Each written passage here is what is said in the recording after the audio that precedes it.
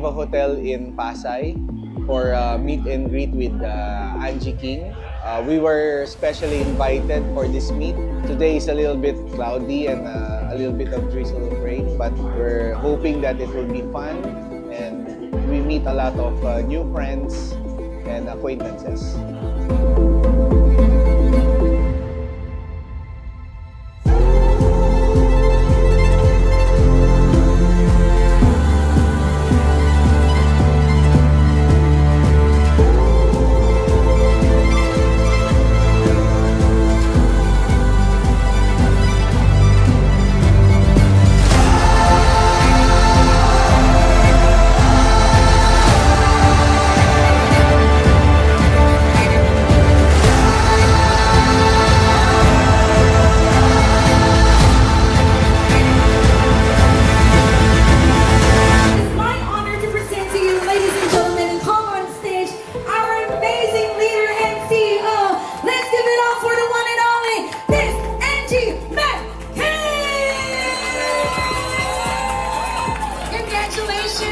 First of all, thank you so much. Thank you to everyone for attending, even if the rain last night was crazy. I woke up mga 3 a.m. and I was like, oh my God, umuulan na naman.